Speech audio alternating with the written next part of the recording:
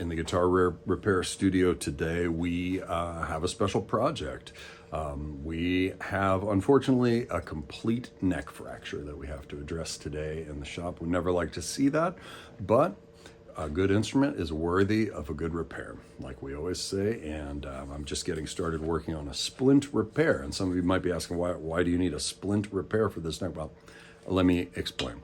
So the instrument we have today is an 80s import instrument, like so many beautiful guitars in the electric pantheon. The 80s Asian imports are really special. We had things like the Ibanez necks coming in.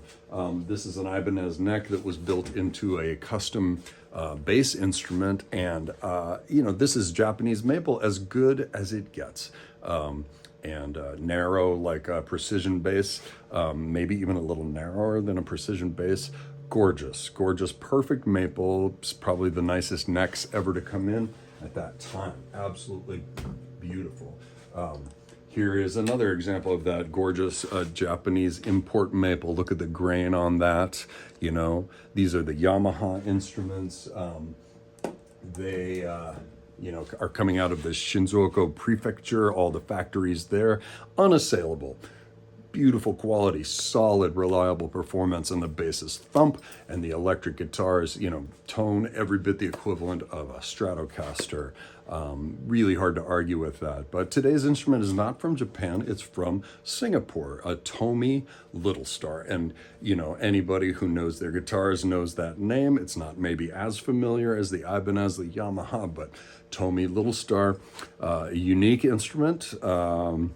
Not everybody appreciates that instrument. I've had shops tell me they wouldn't fix the fracture that we're dealing with today, a complete neck fracture.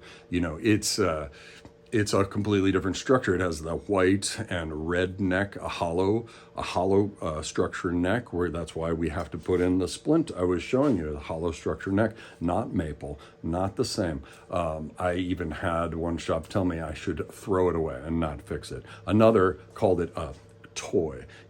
I can't hold with that. And here's why.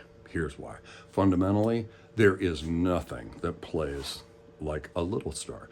That tone is unlike anything else. A bell-like tone, a delicate tone. Yes, it requires more focus, more listening. It's a smaller sound, but you can't argue with it being so unique. It is delicate. It is innocent. Some would almost call it childlike, the tone. And I think that is every bit as worth preserving as any other. So let's get into the shop and get into it.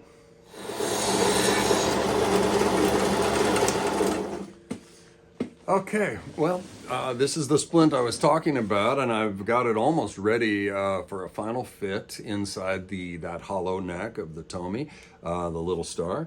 But before moving on, I wanted to address a couple of things. I do know that players have complaints about the Little Star. They say this thinner neck is, I heard one player call it annoying, and that the red fretboard with those large note graphics molded in, that kind of inlay, I believe somebody called it insulting, and the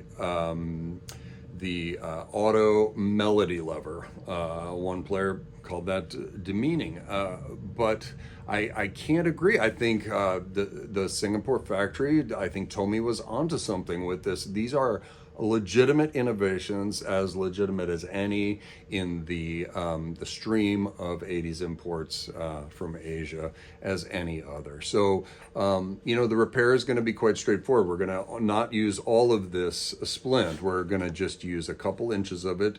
Part of it's going to go up into the head of the instrument and the rest down into the neck. It has this groove to accommodate the spline cavity that stiffens the neck. It's a simple glue-up job, really.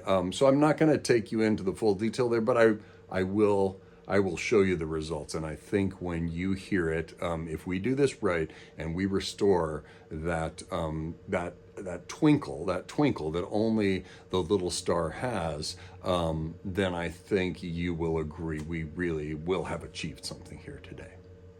The access panel is quite scratched up, but we don't have any business there. Everything's working fine on the internals. It looks like this guitar was owned by somebody named Alec at some point. And again, we are not going to touch that. The patina is important. There's the Tomy Singapore imprint.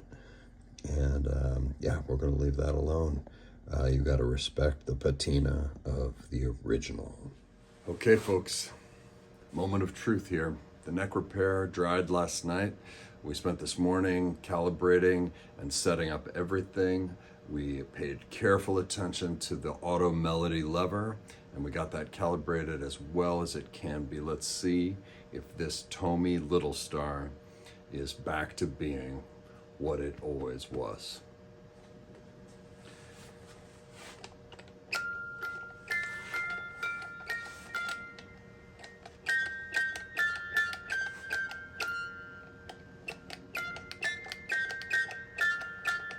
Oh, yeah.